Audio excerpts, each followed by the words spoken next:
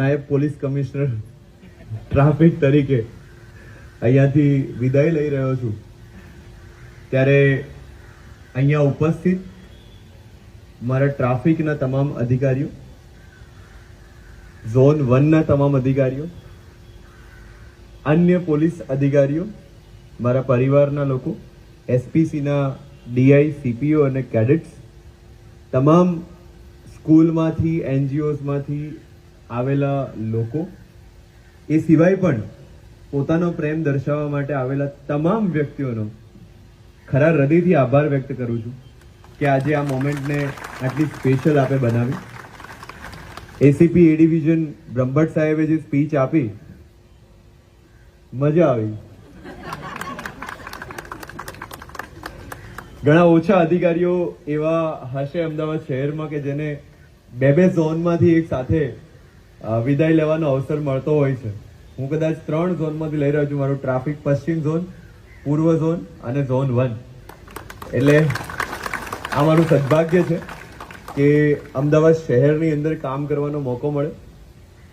જ્યારે DCP traffic તરીકે posting થયું ત્યારે મને લાગ્યું કે આ કંઈક નવા પ્રકારનો જોબ રોલ જે છે એ આપણને એસાઇન થયો છે.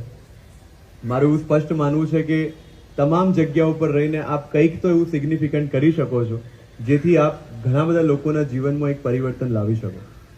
ટ્રાફિક ડીસીપી તરીકે જ્યારે જોઈન થયો ત્યારે સૌથી ઇમ્પોર્ટન્ટ વિષય જે મને લાગ્યો એ હતો કે રસ્તા ઉપર જે લોકોના મૃત્યુ થાય છે એક્સિડન્ટની અંદર, એ પ્રકારના મૃત્યુ છે જેને અટકાવી શકાય.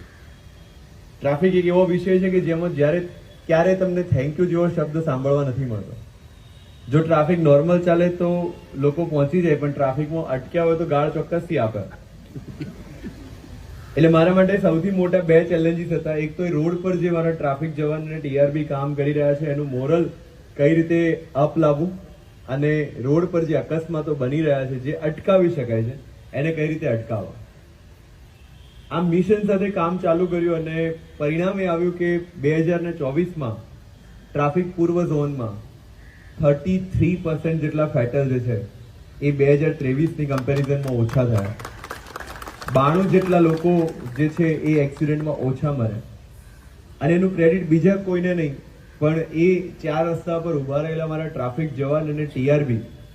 મારું કામ માત્ર આઈડિયા આપવાનું હતું કે આ કટને અહીંયાથી બંધ કરો, આ મુવમેન્ટને અહીંયાથી લઈ જાઓ, પણ એ ઇમ્પ્લિમેન્ટ કરવાનું કામ એમણે કર્યું છે. અને આ જે પણ અચીવમેન્ટ થયું છે એ ટ્રાફિક જવાન, ટીઆરબી અને મારા ટ્રાફિકના થાણા અધિકારીઓને સમર્પિત કરું છું કે એમની મહેનત વગેરે શક્ય ન